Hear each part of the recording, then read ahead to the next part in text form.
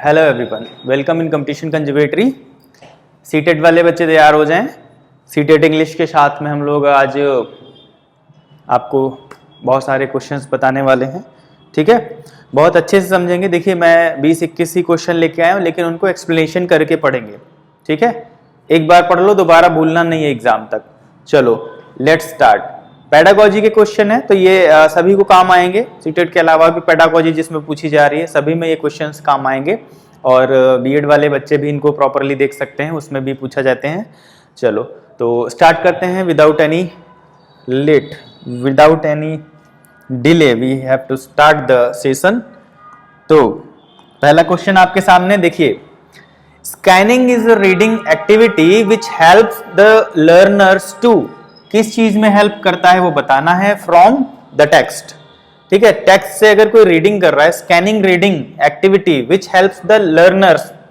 चलो तो इसका पहले मतलब समझते हैं। क्वेश्चन का मतलब क्या है? Scanning is a reading activity which helps the learners to, आगे भरना है फ्रॉम द टेक्स्ट। अब मान लीजिए आपके सामने एक टेक्स्ट है, पूरा एक पेपर पे लिखा हुआ है कुछ।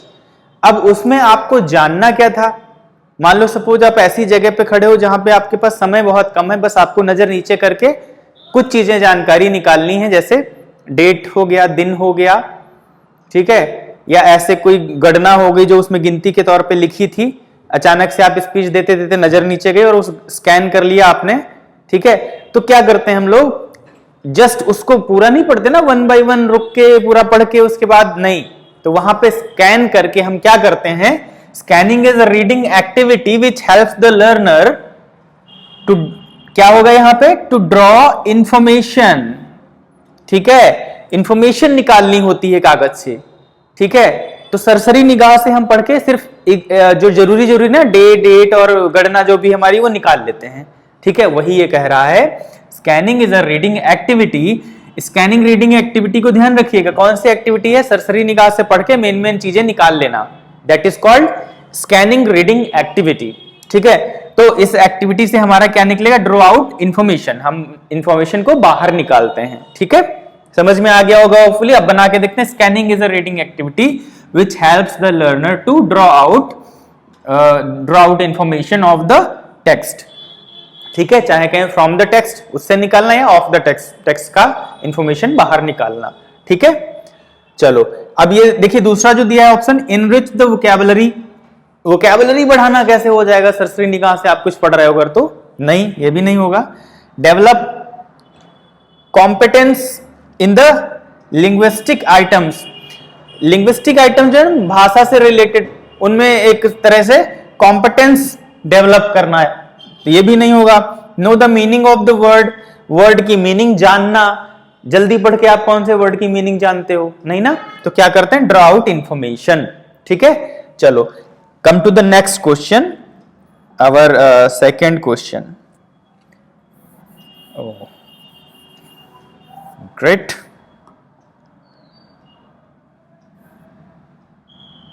come to the second one. Yes,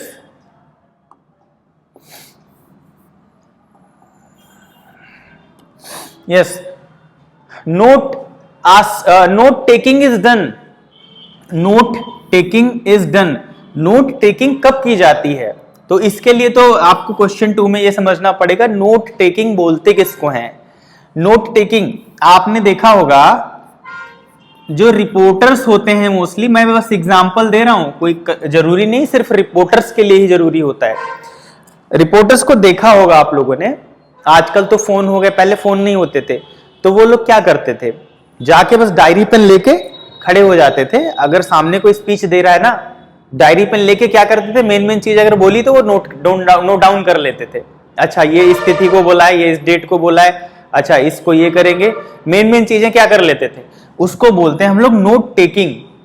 ठीक है, नोट टेकिंग। जैसे मान लो आपके कॉलेज में या कहीं पर एक सीनियर कोई मोटिवेशनल स्पीकर आया, अब उसने अपनी मोटिवेशनल स्पीकर ने अपनी स्पीच स्टार्ट की, है ना।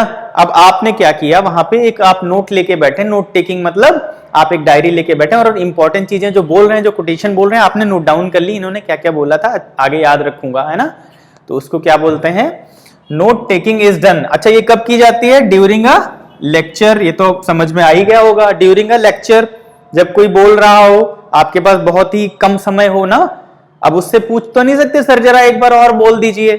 कोई अगर स्पीच दे रहा है कोई, तो ये तो नहीं बोल सकते सर जरा फिर से समझाइए, बड़ा मजा आ गया, नहीं ना, आप जल्दी जल्दी उसको नोट टेकिंग बोलते हैं, नोट डाउन कर सकते हो, ठीक है।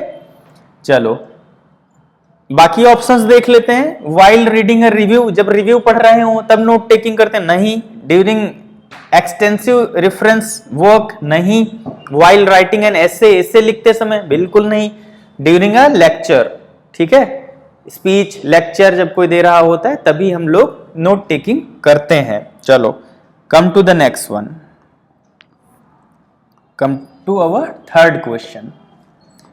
आज हम इसमें एक पैसेज भी करेंगे लास्ट में, ठीक है, और पैसेज के बहुत आसान तरीका बताऊंगा कैसे करना है, कम समय में करना है, बहुत आसान है। पैसेज से तो आपको एक भी क्वेश्चन गलत नहीं होना चाहिए, पैसेज तो बहुत आसान होते हैं देखने में, लेकिन जो सीटेड में पैसेजेस आते हैं ना बहुत लंबे लंबे आते हैं, तो देख के डरना नहीं, बहुत आसान होते हैं। चलो थर्ड क्वेश्चन पे आते हैं।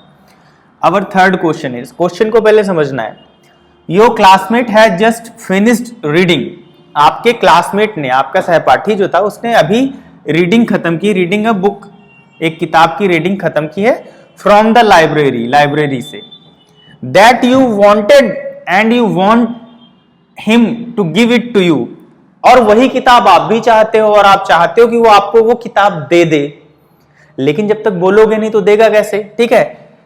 Yes, choose how you will make the request, मतलब इसमें नीचे आपको 4 सेंटेंसेस दिए हुए हैं, यू हैव टू चूज कि आप उसको मांगोगे कैसे, कैसे उससे रिक्वेस्ट करनी है, कौन सा सेंटेंस बिल्कुल सही है। चलो देखते हैं।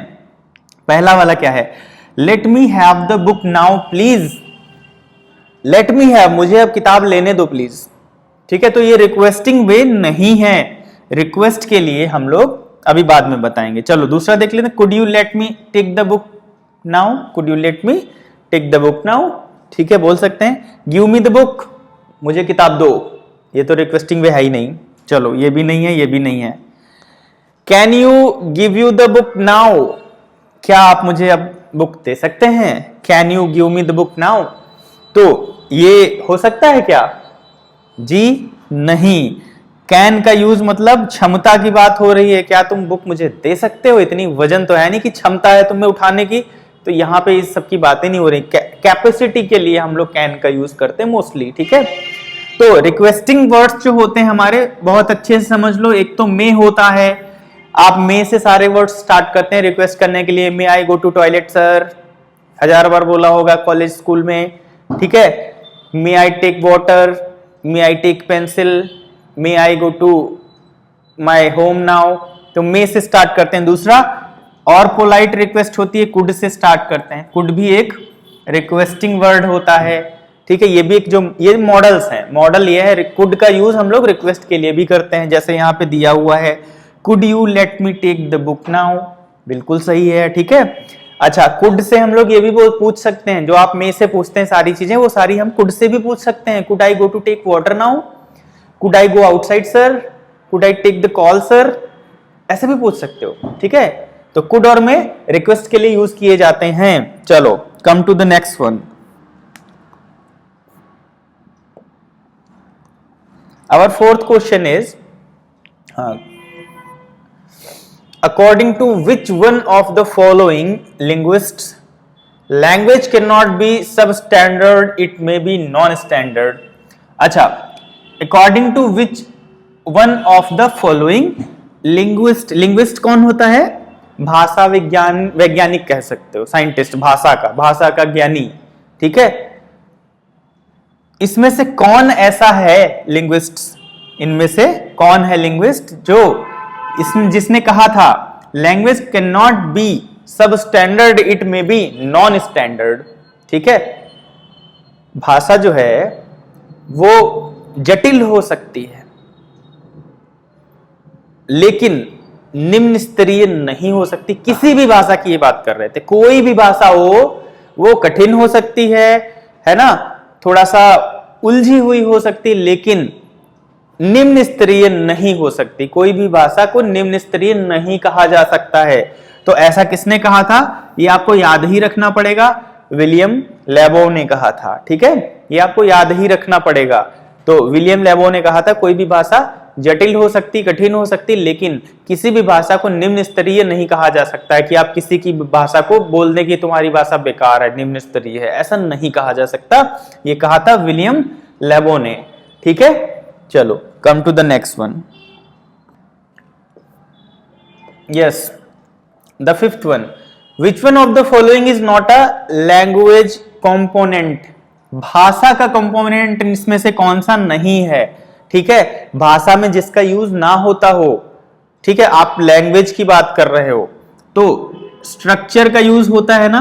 आप कोई भी सेंटेंस बोलते हो उसमें प्रॉपर स्ट्रक्चर होता है ना। I go to morning walk daily, proper structure है ना। सब्जेक्ट प्लस वर्ब की फर्स्ट फॉर्म में एस और एस लगाते हैं, प्रेजेंट इंडेफिनिट का स्ट्रक्चर लगा हुआ है। तो भाषा के लिए स्ट्रक्चर तो जरूरी है। आपको ढूंढना क्या है? Is not a language component, जो इसमें लैंग्वेज का कंपोनेंट नहीं है। ठीक है, चलो दूसरा देखते हैं, साउंड। आप जब भी भाषा बोलते हो तो आवाज तो निकलती ही है, तो साउंड तो जरूरी ही है लैंग्वेज के लिए। ठीक है, अगर साउंड नहीं निकलेगा तो पता कैसे चलेगा आप कौन सी भाषा बोल रहे हो? मन में थोड़ी कोई समझ पाएगा। तो साउंड इज इंपॉर्टेंट। ठीक है, वोकैबुलरी, बिना वर्ड के तो बोला ही नहीं जा सकता। अगर आपके पास वर्ड्स ही नहीं है तो बोलोगे कैसे? हाँ, तो हमारा ऑप्शन क्या हो जाएगा? स्क्रिप्ट। स्क्रिप्ट जरूरी नहीं है कि लिखा हो पूरा पेज पे स्क्रिप्ट और तभी बोल पाए आप बिना स्क्रिप्ट भी बोल सकते हो। This is not important and this is not the language component. ठीक है, ऐसे ही आपको पढ़ के समझना है। चलो come to the next question.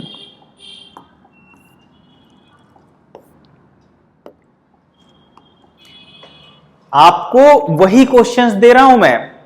ये क्वेश्चंस वो नहीं है जो पिछले एग्जाम्स में सीटेट में आए हों। ये वो क्वेश्चन बिल्कुल नहीं है। ये क्वेश्चन वैसे हैं, छांट के दिए जा रहे हैं, आपको चूज करके दिए जा रहे हैं, जो आने की 90% संभावना है। ठीक है, जो भी मैं क्वेश्चंस दे रहा हूं इसमें से आपके 80 to 90% आने ही आने हैं, या इसी बेस पे सेम टू सेम आएंगे। ठीक है, थोड़ा सा इधर उधर टेढ़ा करके पूछ सकते हैं लेकिन सेम यही आएगा। अभी इससे पहले एलटी ग्रेड का एग्जाम हुआ है, बच्चों के कमेंट्स देखिए, सर इस वीडियो से 10 आए, सर इस वीडियो से 5 आए। मेन चूज करके वही वीडियोस ला रहा हूं आपके लिए जो एग्जाम में आने वाला है। ठीक है, चलो 4 distinct stages of children intellectual development are identified by. बच्चों की 4 जो डिस्टिंक्ट स्टेजेस हैं, है ना, स्टार्टिंग से लेकर वयस्क होने तक जो 4 स्टेजेस बताई हैं वो किसने बताई हैं? ठीक है, नीचे 4 नाम दिए हुए हैं, स्किनर, पियाजे, कोलबर्ग और एरिक्सन। ठीक है, तो इनमें से किसने, अब आपको बताना है। ये तो याद करना पड़ेगा तभी होगा, इसमें कोई लॉजिक तो लगा के हम नहीं बता सकते। ठीक है, चलो बताओ कौन हो सकता है।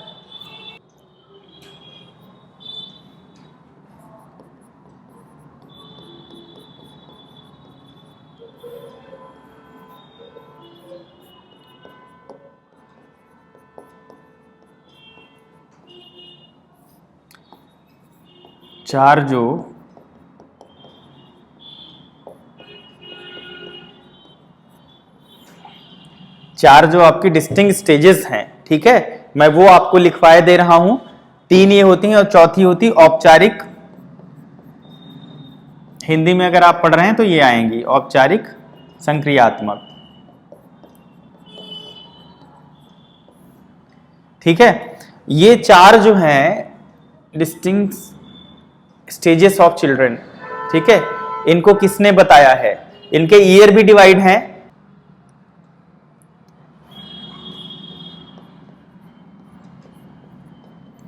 दो से 7 वर्ष, 7 से 12 वर्ष और 12 से वयस्क होने तक। तो ये 4 स्टेजेस हैं, ये बताई हैं जीन पियाजे। ठीक है, सेकंड ऑप्शन इज राइट। 4 जो हमारी स्टेजेस हैं स्टार्टिंग की, initial stages, distinct stages of children, कौन सी हैं? ये 4 स्टेजेस हैं जो कि बताई हैं पियाजे ने। ठीक है, चलो come to the next one. देखो इनको याद ही करना पड़ेगा, इसमें कोई लॉजिक, कोई भी शॉर्टकट नहीं है, इसको याद ही करना पड़ेगा, पढ़ना ही पड़ेगा आपको। पेरेंट्स शुड प्ले कौन सा रोल प्ले करना चाहिए पेरेंट्स को इन the learning process of youth children, जो बच्चे होते हैं उनको याद करने के प्रोसेस में कौन सा रोल जो है पेरेंट्स को प्ले करना चाहिए। सिंपैथेटिक, सिंपैथेटिक तो हो गया ना, सिंपैथी रखने वाला किसी के प्रति। सिंपैथी आप अपने बच्चे के प्रति रख के पढ़ाते हो क्या, कि बहुत ज्यादा इसको जो है दिक्कत ना हो, बहुत ज्यादा माइंड पे लोड ना पड़ जाए, ऐसा तो नहीं सोचते हैं ना, ऐसा सोच के पढ़ाना चाहिए, है ना। न्यूट्रल, न्यूट्रल का मतलब क्या होता है? न्यूट्रल मतलब अपने आप को बिल्कुल खत्म कर ले, न्यूट्रल हूं मैं, तुम्हारा जो मन हो करो, जो मन हो नहीं करो, न्यूट्रल है मैं आपके लिए। तो ऐसा भी पेरेंट्स को नहीं होना चाहिए, ठीक है, ये भी नहीं, ये भी नहीं। निगेटिव होके तो बिल्कुल नहीं पढ़ाना चाहिए, नकारात्मक होके इसको तो कुछ आएगा ही नहीं, क्या करूंगा पढ़ा के, ये हो गया निगेटिव। तो क्या पेरेंट को निगेटिव होना चाहिए? नहीं, प्रोएक्टिव होना चाहिए, प्रोएक्टिव, है ना। Parent should play a proactive role in the learning process of youth children, ठीक है। तो ये तो आप पढ़ के भी पता लगा सकते थे, प्रोएक्टिव होना चाहिए पेरेंट्स को भी बच्चे के साथ साथ, है ना, बिल्कुल सक्रिय होना चाहिए, प्रोएक्टिव। ओके, चलो नेक्स्ट क्वेश्चन पे आ जाते हैं। Come to the next one. Constructivist approach to language learning promotes. जो कंस्ट्रक्टिविस्ट अप्रोच है ना, ऑफ लैंग्वेज लर्निंग प्रमोट्स, ये किसको प्रमोट करती है? ये ऐसी भाषा सीखने में किसको प्रमोट करती है? A child centred approach, classroom noise, a teacher centred approach, या culture of silence. Constructivist approach, है ना। कंस्ट्रक्ट मतलब क्या होता है? बनाना, है ना। कंस्ट्रक्ट मतलब बनाना। To a language learning promotes, किसको बनाती है ये? अच्छा, कंस्ट्रक्टिव जो भाषा है ना, किसको कंस्ट्रक्ट करे? क्लासरूम नॉइज को कंस्ट्रक्ट करेगी, क्लास से आने वाले शोर को कंस्ट्रक्ट कर रही है क्या? नहीं, बिल्कुल नहीं। टीचर को कंस्ट्रक्ट कर रही है क्या? टीचर के लिए तो बात ही नहीं हो रही है। कल्चर ऑफ साइलेंस, सन्नाटा, साइलेंस को, अरे ये तो बिल्कुल नहीं होगा। तो हमारा ऑप्शन क्या हो जाएगा? अ चाइल्ड सेंटर्ड अप्रोच, बच्चे पे ही सेंटर्ड है वो अप्रोच, बच्चे को डेवलप करने के लिए ना।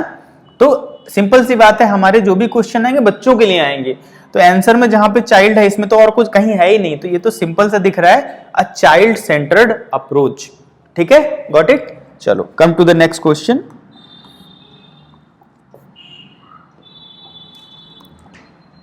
अ फोनीम इज अ, तो फोनीम की बात हो रही है। फोनीम क्या होता है? Technique to improve pronunciation, single sound unit, sound pattern, या फिर लेक्सिकल आइटम। देखो फोनीम क्या होता है? साउंड की सबसे छोटी इकाई होती है, ये ध्यान रखिएगा, सबसे छोटी इकाई। फोनीम क्या होती है? साउंड की, ठीक है, we are talking about sound, यहां पे साउंड्स की बात हो रही है। जब कभी फोनीम्स वगैरह की बात हो ना, एक्सेंट की, फोनीम की, तो फिर साउंड की बात हो रही है। ये होता है सबसे छोटी इकाई, सबसे छोटा साउंड। इसका काम क्या होता है? किसी भी, इसका खुद का कोई मतलब नहीं होता है वर्ड में, सेंटेंस में। ये किसी वर्ड में आके उसके सबसे छोटे साउंड को हिट करके बस चेंज होता रहेगा और उसका मतलब बदलता रहेगा, ठीक है। जैसे कि आपने कहा कैट, ठीक है, यहां पे का आ रहा है, और फिर आपने कहा बैट, यहां पे बा आ रहा है, तो इसको ही हम बोलते हैं phoneme. Cat, bat, set, mat, rat, एक जैसे वर्ड्स हैं, बस थोड़ा सा साउंड चेंज हो रहा है, दैट इज कॉल्ड फोनीम, ठीक है। तो अब देखना है technique to improve pronunciation, improve pronunciation के नहीं है। सिंगल साउंड यूनिट, बिल्कुल सही, ये सिंगल साउंड यूनिट है, सिंगल साउंड यूनिट है, सिंगल वर्ड पे लग के साउंड को बदलता है, बस इतना ही काम है इसका। साउंड पैटर्न भी नहीं है, लेक्सिकल आइटम तो है ही नहीं, ठीक है। तो ये क्या है? सिंगल साउंड यूनिट, याद रखिएगा। फोनिम बहुत छोटी इकाई है, मतलब सिंगल ही होगा, सिंगल साउंड यूनिट। चलो come to the next one.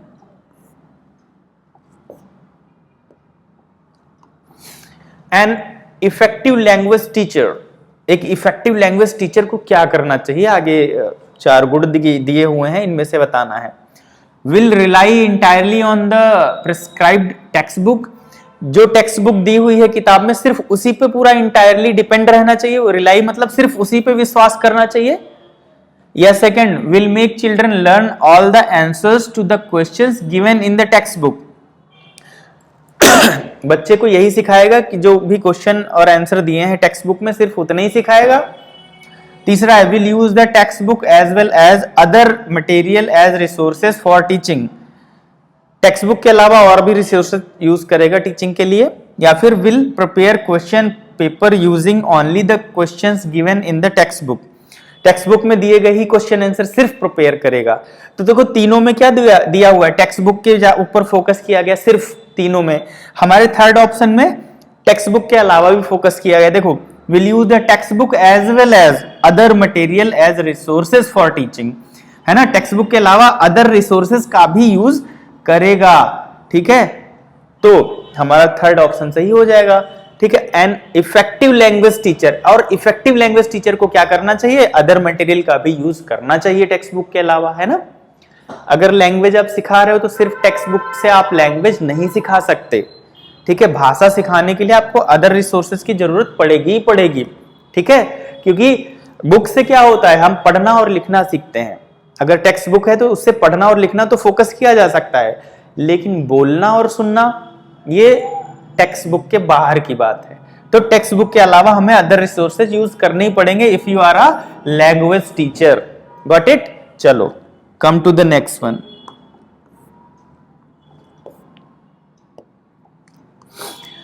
A teacher engages her learners, a teacher engages her की बात हो रही, मतलब ये गर्ल टीचर है, हालांकि हमारे क्वेश्चन से इसका कोई लेना देना नहीं, मैं बस बता रहा हूं। A teacher engages her learners in a fun activity before beginning a new lesson, कोई भी नया लेसन शुरू करने से पहले एक टीचर जो है वो क्या करती है, फन एक्टिविटी कोई भी करती है लेसन को स्टार्ट करने से पहले, ठीक है। The purpose of this activity is to, इस एक्टिविटी को करने का पर्पज क्या है ना। मान लो लेसन स्टार्ट करना, उसके पहले कोई छोटी सी एक्टिविटी कर दी, है ना, तो इस एक्टिविटी को करने का पर्पज क्या है जी। लेसन से रिलेटेड मान लो कोई एक्टिविटी कर दी, जैसे हम आज कहानी सुनाने वाले थे बच्चों को कि घड़े में थोड़ा पानी था और कौवे ने कंकड़ डाल के वो पानी ऊपर आया ना, वो कहानी सबने सुनी होगी, वो कौवा आज भी प्यासा है, आज भी मैं एग्जांपल उसी का दे रहा हूं। तो मान लो एक्टिविटी क्या की, एक घड़ा मंगवाया, उसमें पानी डलवा रही हूँ, पत्थर से बच्चों से कहा पानी देखो कितने स्तर पे है, अच्छा आओ पत्थर डालो इसमें, एक एक्टिविटी छोटी सी करवा दी। उसके बाद पढ़ाना शुरू किया उस लेसन को। तो उस एक्टिविटी का पर्पज क्या था, यहां पे क्वेश्चन वही पूछ रहा है, purpose of this activity is to, उस एक्टिविटी का क्या पर्पज रहा होगा, motivate and energize the learners, उनको मोटिवेट करके एक एनर्जी ले आना सीखने के लिए। Discipline the learners before the lesson, lesson से पहले बच्चों को डिसिप्लिन करने के लिए किया गया है क्या, नहीं, डिसिप्लिन करने के लिए ये थोड़ी किया गया है, इसमें तो हमने उनको और उत्साहित किया है। चलो divert the attention of the learners, उनकी जो अटेंशन थी, ध्यान को अदर भटकाने के लिए हमने किया है, नहीं, भटकाने के लिए थोड़ी किया है। Reduce the workload of the teacher, teacher का वर्कलोड कम हो जाए, समय निकल जाए, पास हो जाए, क्या इसके लिए किया है, बिल्कुल नहीं। तो पहला वाला हमारा ऑप्शन क्या कह रहा है, motivate and energize the learners, उनको पहले से प्रोत्साहित कर देना कि हाँ हमने ये एक्टिविटी की है, घड़े वाली, पत्थर डाला है, अब इसी से रिलेटेड कहानी आ रही है, सब लोग ध्यान से सुनो, एकदम बच्चे मोटिवेट हो जाएंगे, एनर्जी से भर जाएंगे, वाह मजा आने वाला है ना। तो यही कह रहा है, motivate and energize the learners. चलो come to the next question. Which of the following is an important stage in the writing process? यहां पे अब राइटिंग की बात हो रही है, लिखने की। राइटिंग प्रोसेस में कौन सी स्टेज बहुत इंपॉर्टेंट है, आपको ध्यान देना है जी। Which of the following is an important stage in writing process? Writing process में कौन सी स्टेज बहुत इंपॉर्टेंट है जी। कॉम्प्रहेंशन, ये तो पढ़ने की बात हो गई। मेमोराइजेशन, ये तो याद करने की बात हो गई। कॉलीग्राफी, ये हस्तकला है ना। अच्छी राइटिंग से रिलेटेड कह सकते हो, राइटिंग अच्छी बनाना, लेकिन ये राइटिंग प्रोसेस नहीं है। राइटिंग की बात हो रही है कैसी, राइटिंग प्रोसेस क्या है, एडिटिंग। अगर बच्चा कुछ गलत लिखता है तो हम उसको बताते हैं बेटा यहां पे सही करना है, वो एडिट करना है ना। तो that is the process, writing process में हम क्या करते हैं, एडिटिंग करते हैं, ठीक है। चलो come to the next question. While writing a student, while writing a student finds difficult, while writing लिखते समय a student finds difficulty in expressing her views clearly, ठीक है, due to lack of vocabulary, ठीक है, words की कमी की वजह से लिखते हुए स्टूडेंट क्या है, अपने आप को एक्सप्रेस नहीं कर पा रहा है क्लियरली, जो वो लिखना चाह रहा है वो लिख नहीं पा रहा है, उसको दिक्कत हो रही है, finds difficulty in expressing himself his views clearly due to lack of vocabulary की कमी होने की वजह से। A possible solution would be the following, एक पॉसिबल सोल्यूशन के लिए क्या हो सकता है, नीचे दिए गए उनमें से ढूंढना है। चलो पहला देखते हैं, give a list of words which meaning to learn and use. यहां पे क्या हो गया, एक लिस्ट दे दी बच्चे को और कहा जाओ इनको याद करके आना, फिर इनको यूज करना अपनी राइटिंग में। जी तो ये क्या हो गया, तो रट्टे की बात हो गई, ये तो नहीं सोल्यूशन होता उसका। Conduct special classes to practise writing and periodic word diction and drills. एक स्पेशल क्लास रखी जिसमें हमने राइटिंग की प्रैक्टिस फिर से की, है ना, और वर्ड मीनिंग को प्रोनाउंस करवाया। तो ये तो प्रोनाउंस वगैरह करके और वही क्लास करके तो सिर्फ वैसा नहीं कर सकते राइटिंग की कि आप स्पेशल क्लास देके, नहीं, तो ये भी नहीं हो सकता। Motivate the student to read more story books and the teacher should take informal feedback about new words encountered. जी हाँ, इसका मतलब क्या हो रहा है, स्टूडेंट को मोटिवेट करना कि नई नई स्टोरी पढ़ो, नई नई बुक्स पढ़ो, ठीक है, और टीचर शुड उसका अब पढ़ने के बाद में उसका फीडबैक भी लेना, इनफॉर्मल फीडबैक, क्लास में नहीं, क्लास के बाहर भी ले सकते हो, क्लास से पहले भी ले सकते हो, उसको बोलते हैं इनफॉर्मल फीडबैक, कि बच्चा आपने कौन कौन से नए वर्ड्स ढूंढे, उसमें कौन से नए नए वर्ड्स आपको मिले, फिर आपने उनको उन वर्ड्स को एक्सप्लेन कर दिया। तो ये सबसे अच्छा तरीका है नए वर्ड सीखने का, ठीक है। चौथा क्या है, चेंज द टॉपिक। अच्छा, बच्चा अगर कहे कि नहीं आते वर्ड तो टॉपिक चेंज कर दो और किसी और टॉपिक पे चले जाओ जिसमें बच्चे की एबिलिटी हो, ये तो बिल्कुल नहीं करना है। तो हमारा तीसरा ऑप्शन सही हो गया, उसको स्टोरी, नई नई बुक से स्टोरी बुक्स पढ़ने के लिए मोटिवेट करें, उसमें नए वर्ड्स जो निकले उनको इनकाउंटर करवाएं, ठीक है। चलो come to the next question. The term comprehension in continuous and comprehensive evaluation means. जी, कॉम्प्रहेंसिव एवोल्यूशन को बताना है आपको, ये क्या करता है, क्या डेवलप करता है, ठीक है। चलो देखो, जहां पर बात हो स्कॉलस्टिक की, मतलब ये रिलेटेड है आपके पाठ्यक्रम से। स्कॉलर मतलब स्टूडेंट होता ना, तो स्कॉलर स्टूडेंट से रिलेटेड, जो भी क्लास में होता हो, स्कूल में होता हो, उससे रिलेटेड। तो स्कॉलर का सिर्फ पाठ्यक्रम डेवलप करना स्टूडेंट का। को स्कॉलस्टिक अगर कहीं पे लिखा हो, इसका मतलब होता है व्यक्तित्व में विकास, वो पाठ्यक्रम के अलावा होता है, जैसे खेल कूद में अच्छा होना, है ना, रुचियों में अच्छा होना, गाना अच्छा गा लेता है ना, अदर एक्टिविटीज में अच्छा होना। तो ये हो गया को स्कॉलस्टिक डेवलपमेंट, ठीक है। यह हो गया एकेडमिक स्किल्स, ये तो लगभग सेम हो गया, एकेडमिक मतलब पाठ्यक्रम से रिलेटेड, एकेडमिक जितना होता उतना, या फिर स्कॉलस्टिक एंड को स्कॉलस्टिक डेवलपमेंट। जी हाँ, तो कॉम्प्रहेंसिव एवोल्यूशन मींस क्या होता है, इसका मींस है दोनों का विकास, ठीक है, पाठ्यक्रम का भी और व्यक्तित्व का भी, ठीक है, व्यक्तित्व में आगे और भी चीजों का विकास, सर्वांगीण विकास कह सकते हो इसको। चलो next. When language is learned naturally, जब भाषा को नेचुरली सीखा जाए, मतलब अपने आप बिना किसी के सिखाए हुए, एंड विदाउट एनी सिस्टमैटिक, किसी भी सिस्टम के बिना, किसी भी सिस्टमैटिक प्रैक्टिस के बिना, then it is called as first language.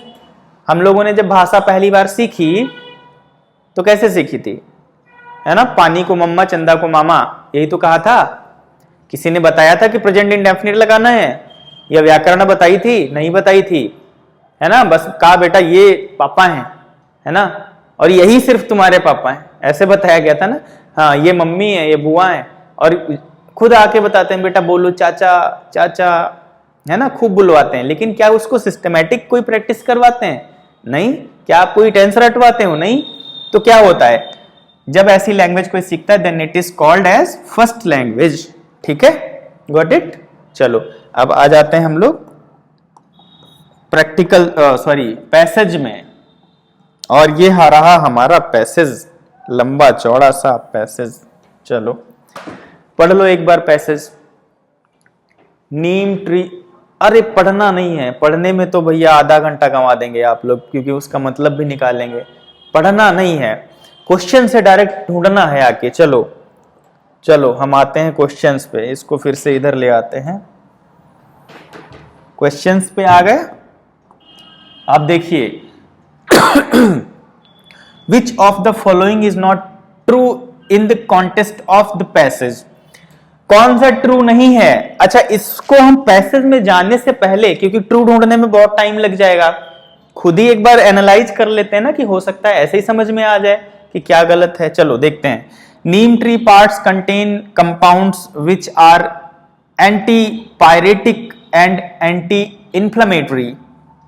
नीम में ऐसे कंपाउंड्स पाए जाते हैं जो बुखार वगैरह ठीक कर सकते हैं, जड़ी बूटियों टाइप से। चलो, neem tree is not native of India. लो मिल गया आपको, है ना। आपने कहा था which of the following is not true, जो सही नहीं है वो ढूंढना है, और यहां सेकंड वाला क्या कह रहा है? Neem tree is not native of India, native to India. क्या ये भारत का नहीं है? भारत में नहीं पाए जाते हैं? ऐसा तो बिल्कुल गलत है, भारत में पाए जाते हैं, है ना। अब आगे आप पढ़ो चाहे ना पढ़ो, आपको ऐसे ही आंसर मिल गया। ठीक है, चलो। अच्छा, ये पैसेज से एग्जैक्ट ढूंढने जाते मिलता भी नहीं। चलो come to the next one. ये पैसेज से हैं सारे, हम लोग पैसेज में वापस चल के ढूंढेंगे इनको। The word antipyretic is the passage means, antipyretic in the passage means, इसका मतलब क्या है? अब इसको चाहे तो आप पैसेज में जाके ढूंढ सकते हो। एंटीपायरेटेड, देखिए एंटीपायरेटेड कहीं पे लिखा नजर आ रहा हो अगर, तो आप डायरेक्ट वहीं चले जाओ, है ना। ये देखो ये लिख रहा है एंटीपायरेटिक, एंटीपायरेटिक, यहीं पे डायरेक्ट आ जाओ। आपको पूरा नहीं पढ़ना है, वही वर्ड ढूंढ लो बस। अब क्या कह रहा है? द सीड, हाँ, the seed, bark and leaves, पत्तियां, तने और बीज, और the azadirachta indica contain compounds with antiseptic and antipyretic, antiviral, anti fungal, है ना। कौन कौन सी चीजें हैं? इन्फ्लेमेटरी यूजेस, है ना, एंटीपायरेटिक। अब यहां पे आ गया, लेकिन वहां पे पूछ रहा है इसका मतलब क्या है। तो ये क्या करता है आपको ये बताना है।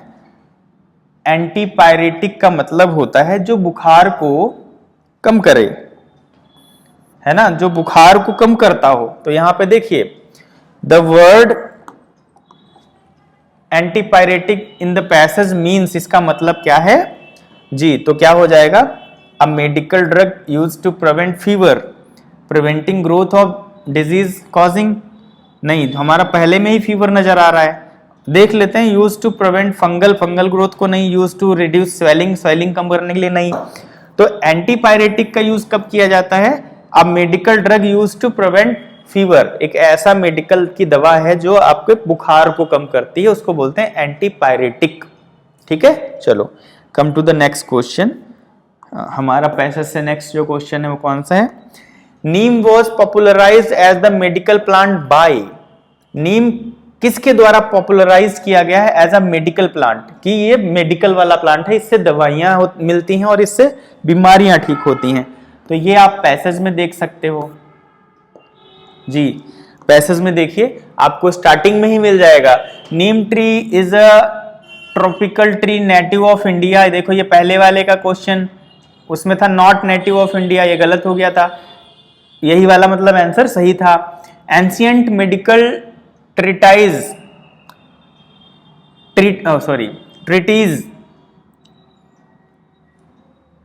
Ancient medical treatises, Charaka Samhita and Sushruta Samhita popularized the use of its seeds, bark and leaves in Ayurvedic medicine. तो इन्होंने पॉपुलराइज करने की ही बात हो रही थी हमारे क्वेश्चन में, तो किसने किया है? चरक संहिता एंड सश्रुता संहिता। ये अगर ऑप्शन में है तो हम इसको चल के अभी वहां पे देख लेते हैं और हम अपने क्वेश्चन का आंसर दे देते हैं। जी देखिए यहाँ पे कहीं नजर आ रहे हैं चरक, जी फोर्थ ऑप्शन में चरक संहिता एंड सश्रुता संहिता, ये हमारा सही आंसर हो गया। पूरा आप मत पढ़ना, उसको फिर डबल हो जाएगा। आप पहले इसका आंसर क्वेश्चन देखिए, उसके बाद पैसेज में चलिए। 19th देख लेते हैं। दातून इज मेड ऑफ, दातून किस चीज से बनाई जाती है? अच्छा ये चाहे तो जाके देख सकते हैं या फिर ऐसे ही निकाल लो। दातून जो ब्रश करने के लिए बनाते हैं ना, वो किससे बनती है? क्या नीम के बीज से बनती है? नहीं। क्या नीम की पत्तियों से बनती है? नहीं। क्या नीम के ट्विंग से बनती है जो निकलते हैं? जी हाँ बिल्कुल। क्या नीम के तने से जो मोटा होता है उससे? तो नहीं। तो क्या हो गया? ट्विंग्स, नीम ट्विंग्स। ठीक है, तो दातून किससे बनती है? नीम ट्विंग्स। चाहे तो आप पैसेज में जाके भी देख सकते हो, वहां से भी मिल जाएगा। चलो come to the next one. Due to its long list of uses neem is called, oh my God, इसके लॉन्ग यूजेस जो हैं, इसकी जो लिस्ट है बहुत लंबी है यूजेस के लिए दवाइयों के तौर पे, तो इसको क्या कहते हैं उसके वजह से? Azadirachta indica, the village pharmacy, the village grocery, या सश्रुता संहिता। सश्रुता संहिता किसी पर्सन का नाम है, ये तो नहीं हो सकता। तो अगर आप इसको चाहें तो चलकर हमारे साथ पैसेज में देख सकते हैं। ठीक है, due to its long list of use name is called, इसको क्या कहते हैं? देख लीजिए आके।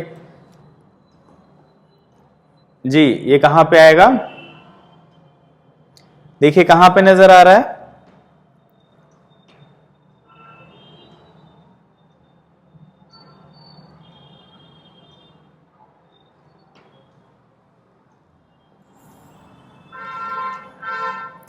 ये देखो यहां पे देख लो आप, क्या लिखा हुआ है?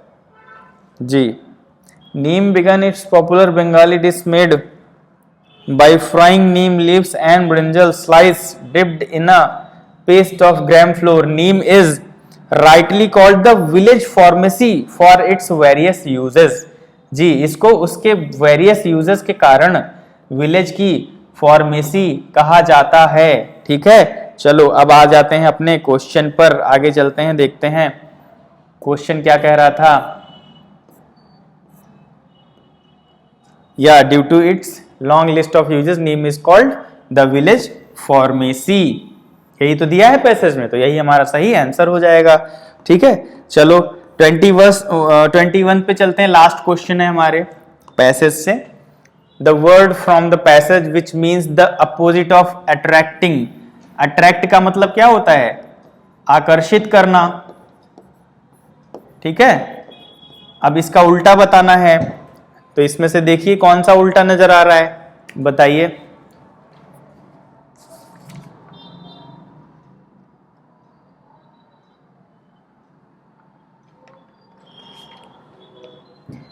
जी आकर्षित करना मतलब अपनी ओर खींचना। ठीक है, इसका मतलब क्या होता है? पीछे हटना। आकर्षित करना और ये पीछे हटना, तो repelling, repelling is the opposite of attracting. ठीक है, अट्रैक्ट मतलब अपनी ओर खींचना, रिपेलिंग मतलब पीछे हटना। जी तो 21 अपना राइट आंसर हो जाएगा। चलो मिलते हैं नेक्स्ट वीडियो के साथ में, और अच्छे हम क्वेश्चंस लेके आएंगे in English. Okay, thank you everyone, thanks a lot.